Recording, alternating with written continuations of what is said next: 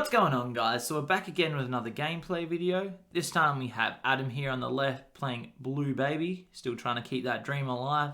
And we have Perth Pro Players team member Chris here on the right playing Gogeta Xeno. So just before they get started into the gameplay video, I want to give a huge shout out to our sponsor, Team Card Titan. So if you guys want any DBS Seal products or DBS singles, make sure you check out that link in the description below. And for all the people within Australia and New Zealand, check out their auction page on Facebook as well. Now, this was post errata of the baby's field card. Adam's still playing the deck, and I'm going to be honest, the deck is still pretty good. It does exactly what it wants to, right? Still has a hell of a lot of negates. All you have to do is just combo your board a little bit more regularly, so you can't really build up as much as you used to, but that's also okay. And then you kind of just start slapping down some boss monsters and win through that. Gogeta Xeno, doing exactly what it wanted to turn one. You play an SS3 thwarting the Dark Empire. That card is absolutely insane. Now, I like that sneaky little tech Adam runs. Max Power Kamehameha, just clearing that off the board. Obviously, everyone is putting very big cards on the board for very, very cheap. Especially a deck like this, putting some amazing cards on the board for like 1 energy, such as the thwarting. You really just want to clear that as soon as possible. So I really like that addition. Now we are going to mill our 5.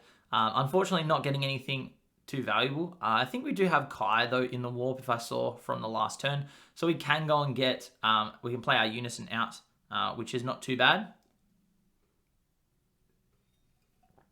Unfortunately, it looks like drawing that Trunks off the top, which is the one that we preferably get from, instead, the one that we actually kind of take off the top, and then we can get that.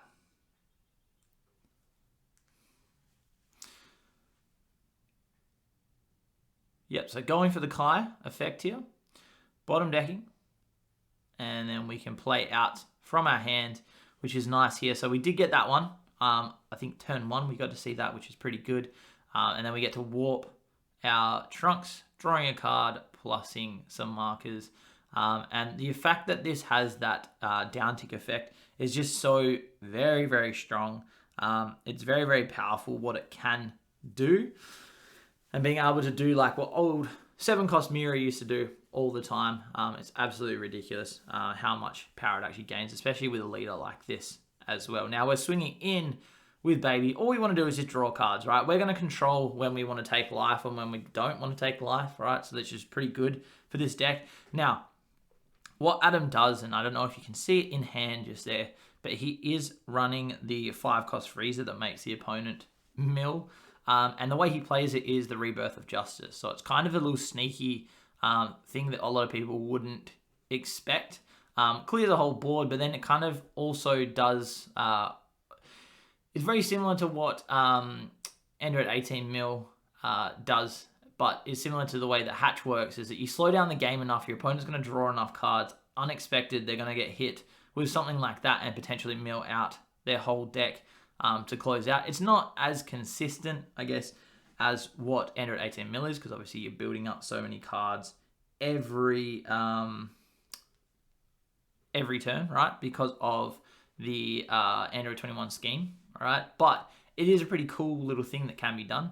Now, Chris is playing out this guy. He is going to use the effect, bottom deck, and get 2 of the 1-drops into play, right?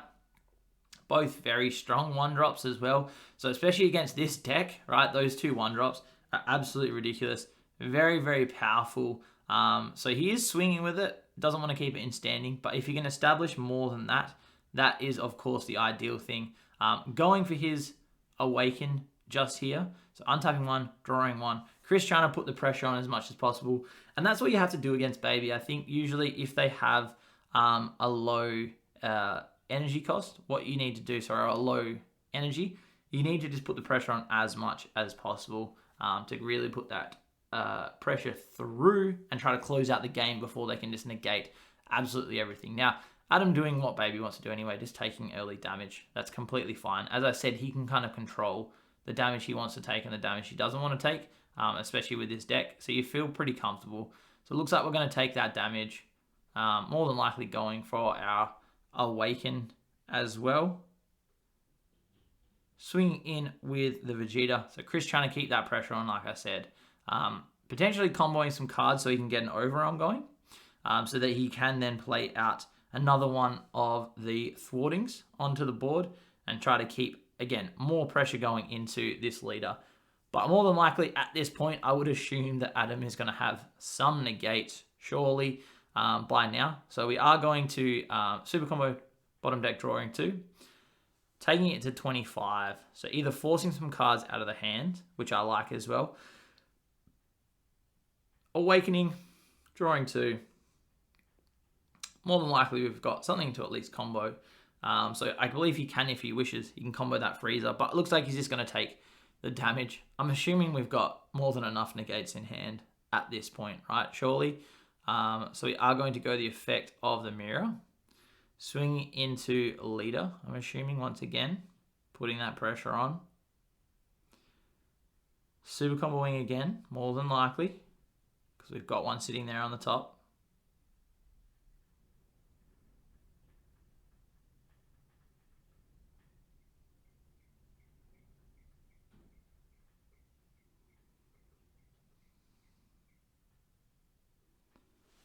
Chris deciding whether he wants to combo or not, it looks like. Deciding what is the best outcome for him. He would probably love to have Bean at this point, so then he can untap some more energy and then play some more things out, because he has got quite a lot in hand, I can see.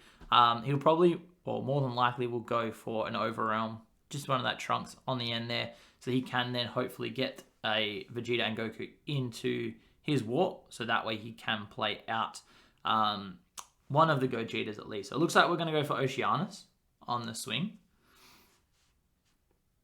So this is kind of, as I said, it's that sneaky mill, right? Chris probably doesn't want to swing through this. Looks like what he's going to do. So he's deciding he's going to hit it with the Kamehameha. So he's deciding whether he wants to take a life or pay an energy for it, I think. Taking a life. So he's deciding to be really, really aggressive against this deck. He doesn't want them to have anything really. Now they're tapped out. He probably wants to try to close out the game here, right? And I think you almost have to, in a way, close out the game if you can, because the longer it goes on for you, the harder it's going to be to try to beat Baby. I know they've had that new errata, of course, so it doesn't make everything as cheap as what it once did, but it's still imperative to try to close out as soon as you can, because they are just going to be able to negate as much as possible. Now, I believe we've got another one-cost Goku in hand as well.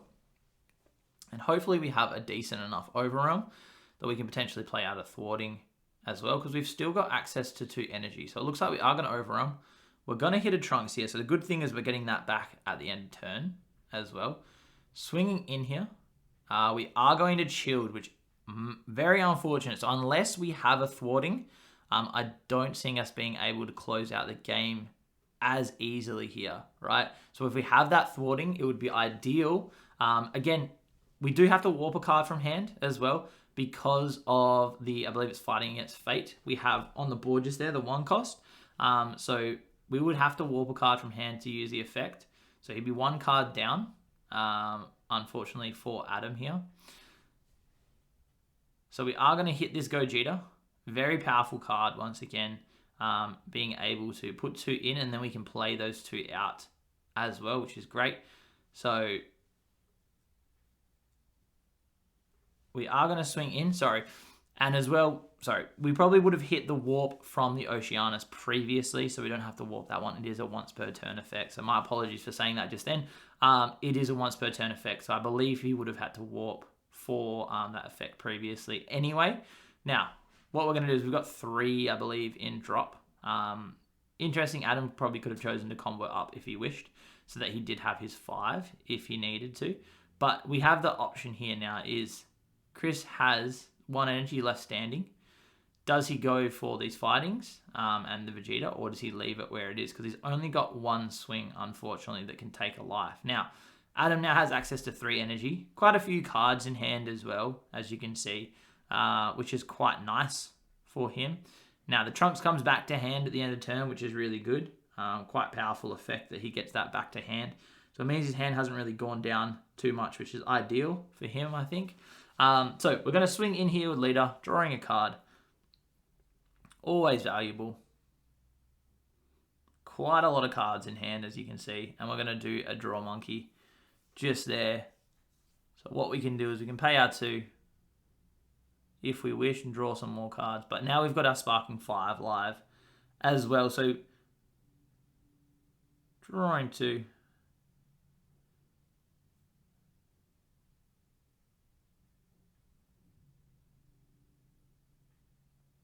All right, so effective Leader, checking top, gonna grab something with counter, bottom decking a Boo and a super combo, and then more than likely here, probably bottom deck one of the Rebirth of Justice.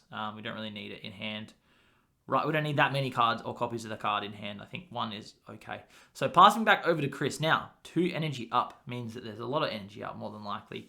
What Chris probably wants to do here is establish another one of the Goku and the Vegeta, because he would want to untap at this point, right? So he's going to have to lose 2 cards from hand if he wants to do the untap. So it may be valuable just to do it straight away rather than waiting, because we know that at this point Adam is going to want to untap his energy, right? So I think it could be worth just getting the 1-on-1 off this Gogeta.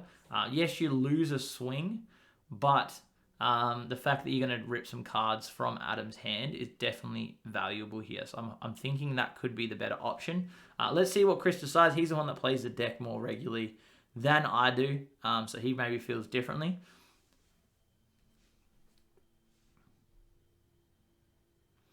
Again, just him having access to, as I said, 3 energy. He's got access to his Gohan. So yes, he is going for the 1-on-1 straight away, which I respect that. I respect that, because now he has to lose 2 cards from his hand, right? Because more than likely he'll want to untap as well, so he has access to more. And then he's also wanting to negate, so then he has to warp a card for the thing. So he is going to have to warp 1 card here, unfortunately, just from the hatch. So that lets it down a little bit. Kind of sucks here for Chris, of course, because then he can't get through. And this is what, look, it's Blue's best SCR for sure. Being able to just stop a whole turn is absolutely ridiculous. So I'm glad that Adam had something in the backup just there. So now what I would say is you just keep those 2 standing, right? Keep them up. And then what we want to do is try to establish more next turn if we can, right? So we're just going to plus on our unison and pass turn here. So going into Adam's turn 4, so he's got more cards in the hand. So that was just finishing off the mirror. Again, this is where, right, Chris is probably aware of what this deck does by now. He saw it a few times. So he knows that he can get milled out. And he's drawn quite a lot of cards, okay? So he really wants to try to close out the game. Probably next turn if possible. That is the ideal thing. More than likely going to get hit with one of the negates. But if he has another Super Kamehameha, he has that potential to protect himself a little bit more. Okay, so I'm hoping he has something like that. And if it is gets hit with that Vegeta, I think him losing energy is better than him losing hand, because he plays pretty much 1 energy for most things in the deck. Okay, so swinging in a 40k, more than likely we just go for a negate here. I would say we're going to go Kai, bounce it, get rid of it, take it from the game. Very good choice. I respect that. I respect that. Kai is such a good negate. Not a lot of play now anymore, I feel like, but that card is just great. And again, he's just stopped 2 attacks with it, right? It's like 2 attack Roshi back in the day. We're going to hit Rebirth, it looks like, of Justice. Nope, so we're going to hit the Boo Unison instead. Very strong card as well, once again, stopping 2 attacks potentially. Now what we can do is swing in for a double strike here. Thankfully, Chris does run negates. He's not a hero. He does run some negates in the deck. Just to protect himself where he needs to, which I respect that as well. Reason he runs Petrification is for the mills as well, right? We have quite a few people that play some random mill decks, so we're going to untap 1. Now, good thing here is he'll want to keep this fighting against Fate and also the Vegeta on board, right? Scary thing is now he's got access to a blocker and he has access to a card that's going to be able to bottom deck a card when he wishes to. So that's very strong. Has to be on battle card attack, right? But I'm hoping what we can do is maybe swing in with the Unison, we go for potentially the minus effect, and then we have a double strike Kai, because that would be the ideal thing. Because I believe Adam is at 2 life here, so we can potentially close out the game. If not, he goes for the warp here. So Adam can't bottom deck, has to be on a battle card swing, right? Which I think Chris realizes, yeah, it has to be on a battle card swing, not just on any old swing. So we are swinging into leader. Now he has the potential to negate if he wishes. He definitely has, I think, 3 damage in hand right now. He's got 1 energy up. So we're going to hit a damage. So he doesn't get 2 energy back. He gets 1, not 2. So he'd only be at 2 energy. So he would have to... Yes, so he's going to do those 2 instead. Okay. So he would have to warp card from hand for Vegeta, and then he'd also have to warp a card from hand for I believe it's fighting against Fate. I can't remember off the top of my head, but the one cost Goku as well. So he's losing some cards, which is valuable for Chris here. Now his hand's a little bit lower. Still has access to, of course, more negates. But what he'll want to do now is hopefully establish another Goku, which I believe I can see 1 in hand just there. So if we put that onto the board, if potentially we can put another Vegeta on the board as well, that would be ideal, because that would be very, very strong for him here. Now he's going to swing in to the leader. So we're going to bottom deck this one here instead. So we're going to bottom deck. See what he decides. You probably hit the Vegeta, right? Or you just hit the one that's swinging, and then you can block the Vegeta. That's fine. Again, they don't have their effects anymore, because I believe they are both just once per turn. So the nice thing is they don't have their effects. So if he does want to untap energy and things like that, he can do that quite easily now with negates. Let's see what he has. So he's going to swing in with the Vegeta. Be surprising if Adam doesn't negate or block, right? So more than likely we just go on negate here. Hit a power burst, not a power burst, sorry, a dimension magic. And then we can untap some energy as well. So Revenge Big Bang. Very nice card. Potentially have a thwarting here. Maybe. He is going through the warp. So maybe we've got a thwarting so we can get that out. Or maybe we have the other Gogeta. Looks like we have a thwarting. We have to go 1 from hand and then 1 from drop. It looks like very unfortunate there for that. Not ideal. We do get our draw though off, which is great. We do still have a blocker, and of course Adam's still got more negates. Now, what I would probably do if I was Chris is I would put another one of the 1-drops on the board if I could, right? So you put another 1-drop on. If he decides he wants to negate, he then has to warp another card from the hand, right? Which is very valuable. I think he's got 1 and 1 as well, so it would have been good to maybe put the 2 on the board, so then he would have had to lose those few more cards in hand, because I think he's only got about 4 cards left in hand. So it definitely would have been valuable to put those cards on the board. We are going to hit an Overrealm Goku. Don't think there's any counterplay. Pretty sure that's what we're hitting, so we're going to play it out. Chris is just having a look at what he wants to grab. Depends how he feels, right? He could even go for the Kai negate if he really wishes to, so then he has a little bit of protection going into the next turn. We are going to swing a 30k into leader. Snap off a block, we're going to lose a marker, of course. Deciding if Chris wants to do combo, I don't think he will. Anyway, obviously you'd need to let that happen first. We're going to swing in a Kai during activate battle, so we're going to play a Kai. Which is quite strong. Now we've bottom decked a card as well, so we can just completely clear that off the board, right? But more than likely what we'll do is we swing at the Kai first, because we've got rid of the bottom deck. He's already bottom decked. He's already blocked. We've got a 40k. I don't think though, I think the only downside to what Chris has in hand is he doesn't have at this point a double strike Kai or like a Champa or something like that. I think he's trying to dig for that in a way, so then he can get a double strike through, because that would be very powerful.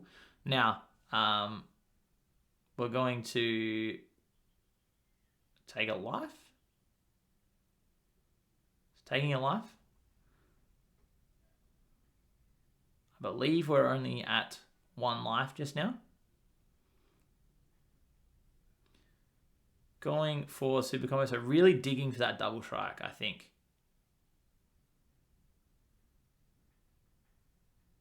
Really digging for the double strike. I think he just wants to try to close out the game here if he can.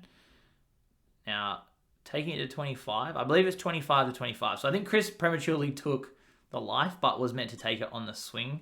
Just there, I think he just grabbed it. He probably said swing and just didn't turn it sideways just then. But I'm pretty sure that was for the swing because I'm assuming this is 25 to 25, making a combo out necessary.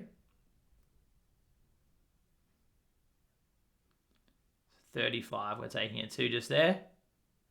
Now swinging in with a Kai. With a 40k. Eating in a gate, we have to warp a card from hand. Because that's a new one.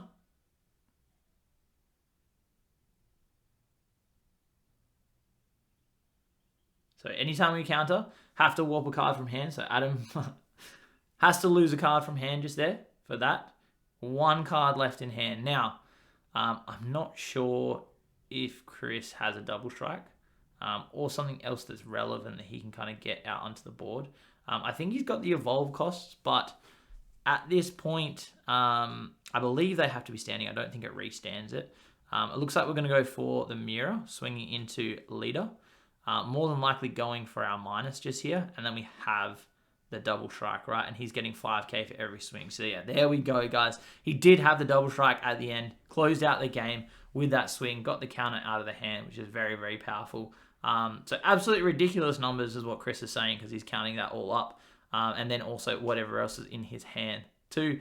Baby still did a really good job. Defended a lot, negated a lot, protected a hell of a lot as well. But at the end of the day, Gogeta Xeno, unfortunately, too aggressive, too powerful. Got so many swings through for such little energy. It's absolutely insane. It's a really good deck. Again, shows why it's one of the top tier decks too, right? Plays thwarting on turn 1. Very powerful. And then obviously having access to that mirror unison too is ridiculous.